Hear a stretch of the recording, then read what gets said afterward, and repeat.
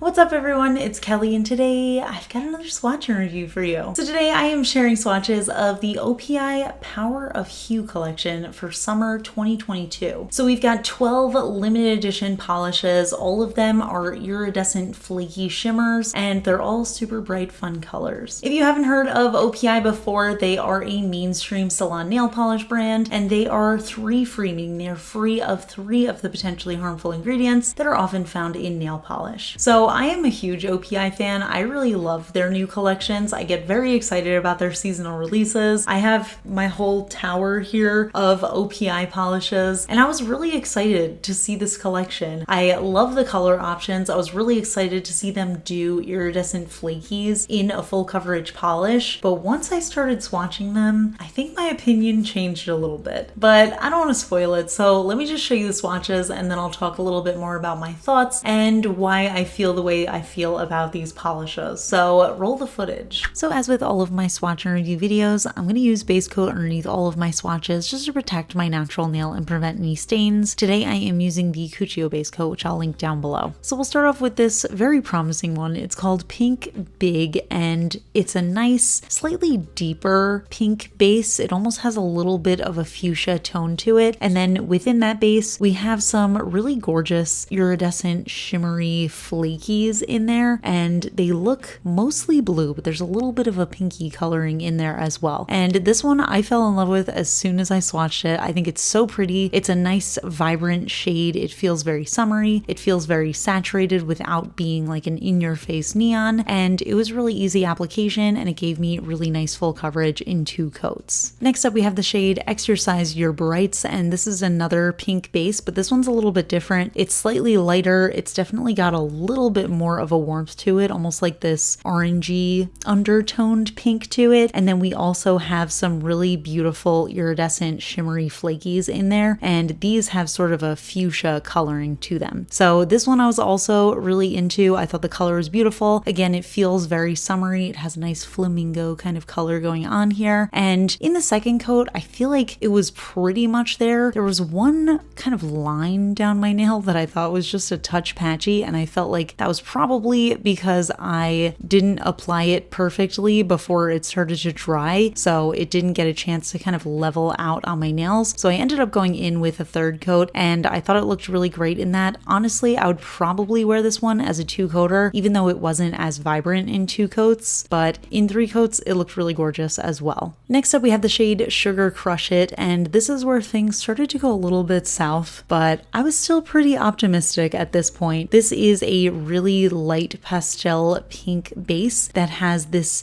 bluish silver flaky running throughout, and you can see in the first coat it wasn't quite there. In the second coat it looked like it was going to give me full coverage, but there was just a little bit of streakiness, so I ended up going in with a 3rd coat. And I also want to note really quickly, this is very similar in color and formula to the ILNP Cloud 9 collection, but I wasn't sure if the formula was going to be a little bit easier to work with, but I found that even in that 3rd coat it still looked a little patchy to me. I know that these formulas tend to be a little less self-leveling, but I just felt like there were some spots on my nails that looked like I just didn't have full opacity. So I ended up going in with the 4th coat, which honestly, especially for a polish like OPI that's not a very fancy, exciting finish, I don't think I would ever wear 4 coats of nail polish, especially considering that this is a relatively thick formula. But even in 4 coats, I felt like it still looked a little bit streaky, which I wasn't a huge fan of. So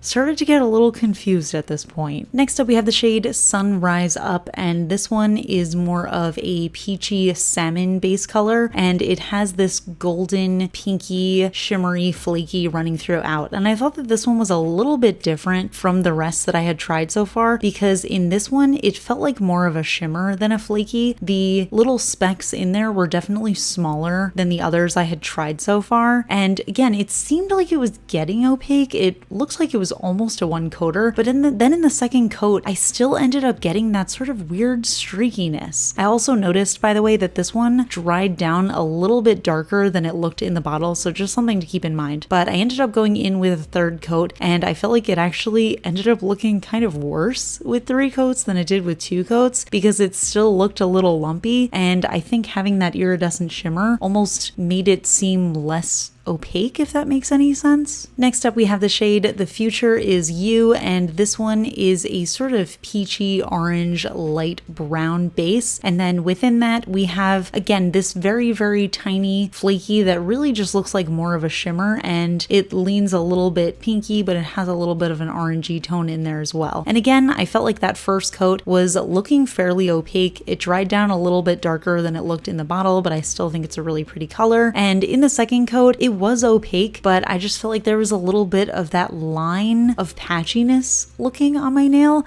I don't really know how to explain it. I'm not sure if I was pushing too hard on the bristles of the brush, but I just didn't love the way this looked. Even though it was fully opaque, it still looked streaky. Next up, we had Mango For It, and this one was a breath of fresh air because this one had a nice formula again. So you'll notice in this review, we're kind of going back and forth between what feels like 2 different formulas. So this one was definitely the easy formula to work with. We have this beautiful vibrant orange base with these golden flakies running throughout, and it looks so bright and fun on the nails. I was able to get perfect coverage in 2 coats, and it really just looks like the perfect summery color. It almost feels a little bit neon, and then having that gold in there just makes it look like it's lit from within. Next up, we have the polish Be Unapologetic, which by the way is my favorite name in this collection. It's very cute. I love puns like that. And this one is a vibrant yellow base, and then we have a golden flaky shimmer running throughout. Now, based on my previous experiences of some of these polishes, I was absolutely not expecting this one to be particularly opaque, so I knew that it wasn't going to be there in 2 coats. I ended up doing 3 coats for full coverage, and I think it did cover up the visible nail line and look full coverage, but again, I was getting that sort of weird, not self-leveling lumpiness to it, where it seemed like some areas were a little less opaque than others. And again, I wondered if I was just pressing down too hard, even though I was applying these just like I would apply any other polish, and I didn't see anything on the packaging or online that told me that I should have done it another way. Next up, we have the shade Make Rainbows, and this one in the bottle looked like a pretty simple green base that had this turquoise blue shimmer running throughout. I wouldn't quite classify these as flakies because it definitely looked like that thinner, just sparkling shimmer in there. And on my nails, I felt like this looked so vibrant and again, almost neon. So I really, really loved this color. I love that blue shimmer in there to kind of make it look a little bit more unique. But again, 2 coats just didn't cut it. I felt like especially around the cuticle of my nail, you could see there was just some patchy areas. So I ended up going in with a 3rd coat. I really love a good green nail polish, and because it had that almost neon formula on me, I feel like I'm a little bit more forgiving of it being 3 coats because I don't mind a nice bright neon green in 3 coats, but I still felt like, I don't know, there's just a little bit of patchiness that I felt like I could see. Next up, we have the shade Sky True to Yourself, which is a really beautiful sky blue base, and then we have that sort of glass flaky shimmer running throughout. It leans a little bit blue, but we can see a lot of silver in there as well. And this one was another one that ended up being 3 coats and just looked a little bit patchy. And I do want to note, just so you guys know, I don't mind if a polish isn't perfectly, incredibly opaque in every stroke. I am looking at these with a little bit more of a critical eye. One, because I'm showing you an extreme close-up so you can see any flaw in the formula, but 2, because I'm a little bit of a perfectionist. And even if other people can't see patchiness, I think when I look at my nails, which I enjoy having nice manicures on, obviously, I just feel like I want them to look nice and fully opaque unless I'm working with a jelly polish. So I just don't love that slight patchiness. You know what I mean? And then back again with an incredible formula, we have the shade Feel Bluetiful. And this is actually what I'm wearing in the intro and outro to this video. And I am absolutely in love with this color. This was definitely my favorite of the collection. And as you can see, that first coat gave me such nice coverage. There was still a little bit of a visible nail line, but it felt like a nice, beautiful blue jelly. It had that sort of golden, greenish flaky running throughout. And that second coat just added a little bit more saturation and opacity. And overall, just absolutely stunning. If all of them were this formula, I would be completely in love with the collection. Next, we have the shade Go to Grape Lengths. And this is a really beautiful, cool toned purple base that has a bluish shimmer and those silvery glass flecks in there. So on the first coat, it was a little bit sheer. The second coat ended up giving me really great coverage, and you can see just how beautiful and cool toned that purple is. And it's really just highlighted by that beautiful blue shimmer. I can't get enough of cool toned purples, and I am absolutely in love with this one as well. So definitely a yes in my book. And the final shade of the collection is Don't Wait, Create. And this is a beautiful, soft lavender base that again has that sort of glass fleck in there. It feels like a very sheer, flaky, but it just adds a lot of really beautiful texture and shimmer to the polish. So this one was not fully opaque in 2 coats, but it was almost there. It just had a little bit of that streakiness to it. So I ended up doing a 3rd coat, and I think this is a really beautiful color. I'm probably a little bit more forgiving of this one because it's such a beautiful purple, and I really love a good purple nail polish, especially when it's on the cooler tone side. So this one was another really good one for me. So here are all of the shades together, and as I said, I think about half of them I really loved, thought they were absolutely perfect, definitely see myself using them as go-to shades for the summer, and then half of them I just wasn't satisfied with the way the final manicure looked on my nails in what I would consider to be full coverage, because there was just a weird amount of streakiness going on. And I'm a little bit conflicted about that because on the one hand, I don't think that it's required to be so picky about it. But on the other hand, if you are paying full price for a product, you want to make sure that you are getting a good product.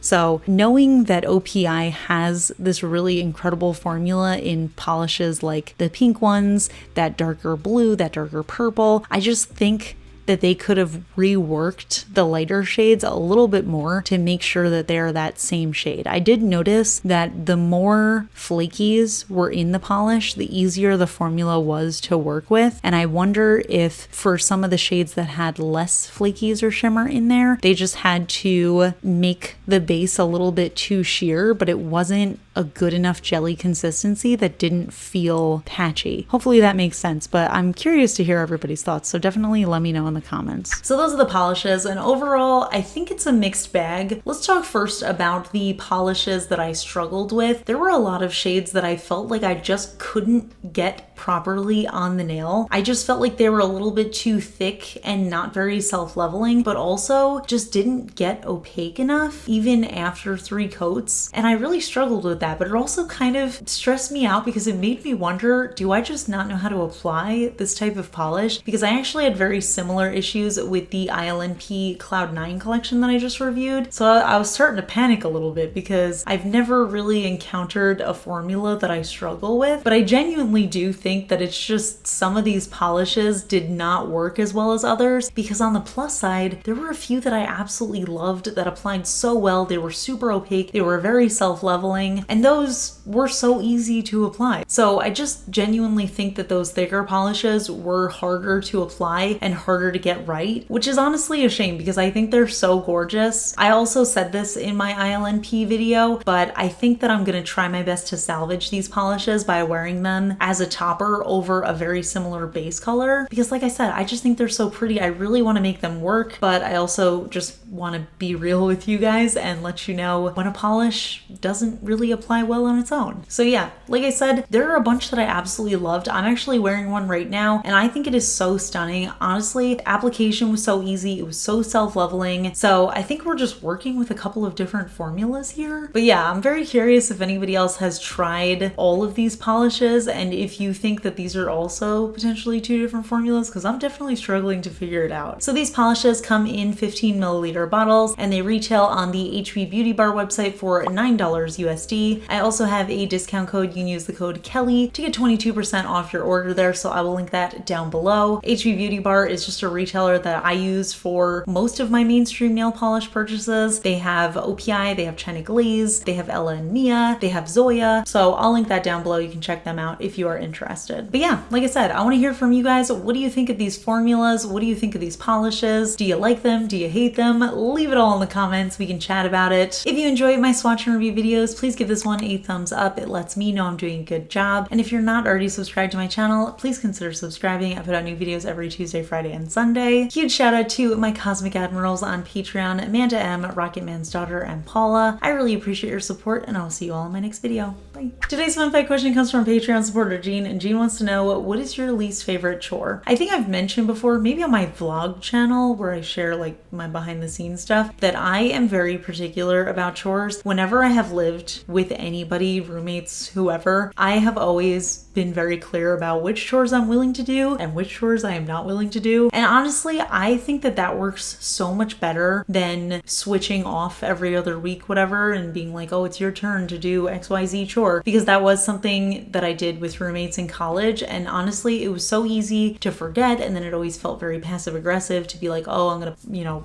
write it down so that you don't forget. So honestly, in my opinion, I think it's so much easier to just permanently say like, okay, I'm gonna do this chore and you have to do this chore forever. There are a couple of chores that I actually enjoy, which, believe it or not, doing dishes is one of them. I don't mind doing dishes at all. I do wear kitchen gloves while I do the dishes, but I actually hate unloading the dishwasher. That is a chore that I just do not like to do. So that's something that Ryan does. I'll wash all the pots and pans. He's got to do the dishwasher. That's not for me. The other chore that I absolutely hate doing is taking out the trash. We live in a building that has a trash chute, so it's really not hard to do, but I absolutely hate doing it. For some reason, I don't know, it just grosses me out. I hate opening the trash chute and it like smells. And whenever I've lived in previous places where you actually had to go downstairs and like throw it out in the dumpster, I just thought it smelled so bad, and I'm just very averse to that. But yeah, so I don't do that either. But I feel like there are a lot of chores that I genuinely don't mind doing. I don't mind vacuuming.